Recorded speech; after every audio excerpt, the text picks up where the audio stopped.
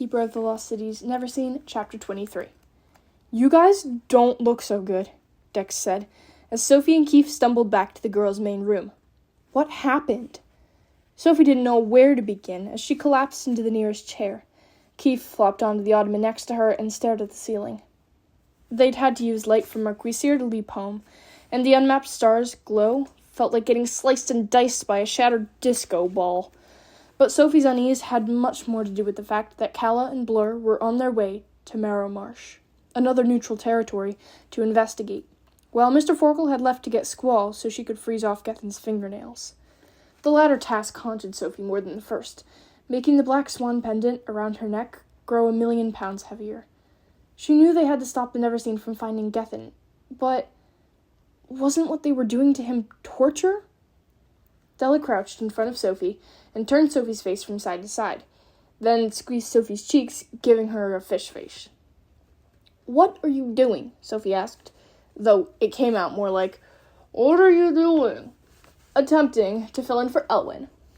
He gave me a Sophie survival kit, as well as a separate list of things called crazy messes that Sophie will find a way to get herself into.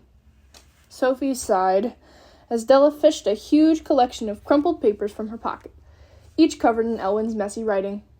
"Here it is," she said, after flipping through several. "Light poisoning. Symptoms include fatigue, severe dehydration, a bluish tint to the gums, and glints of sparkles in the irises." "Poisoning?" Sophie repeated. "And wait, what about my irises?" "It means your body reformed with the light particles still in it. Not surprising, considering you were leaping with the unmapped stars." Dalla handed Sophie a mirror. "See what I mean?" "Great. My eyes look like alicorn poop." Della laughed. "It is a strange effect, I'll admit. Even stranger how it makes Keith look like a vacker." Della was right. The shimmer in Keith's eyes made them look teal for some reason. "Always wanted to be part of a family," Keith mumbled. The sadness in his voice broke Sophie's heart. "Are you okay?" she whispered. Keith struggled and scooted away from her.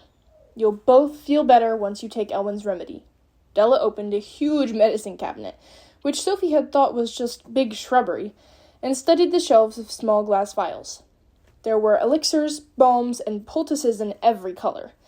Della handed them each a tar-like vial, and one that looked like snot. Sophie uncorked the black one and took a whiff. "Ugh, this smells like an eggy burp."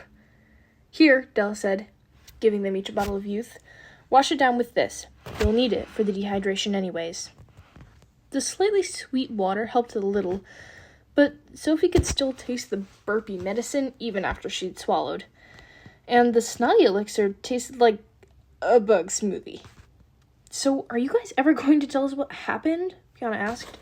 "Because I think Dex is going to explode if you don't." "Hey, don't put this all on me," Dex argued. "If Fiona twists her hands any tighter, she's going to pull off one of her fingers." Fiona blushed. "I guess we were all a little worried." Sophie turned to Keith. "Do you want me to tell them?" Keith shook his head. "You'll do a better job." Sophie doubted that, but she did her best to sum up everything Gethin had said. Every word seemed to make Keith slouch smaller. "You know, he was just saying that stuff to get inside your head, right?" Fitz asked him. "Well, mission accomplished." Keith rubbed his temples so hard he left red marks on his forehead. "I mean, according to him, she was in the Neverseen my entire life. That means every memory I have of her is a lie. Every single one." Della wrapped an arm around him. "I know it's hard, Keith." "Do you?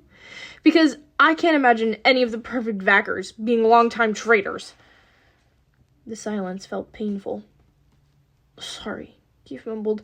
"It's not your fault she's evil, and don't try to defend her. There's no debating it anymore. I mean, do you realize what this means?" His eyes darted to Sophie. "My mom was probably part of everything that went down with Jolie." The words were a punch to the gut, and Sophie knew what Keith could tell.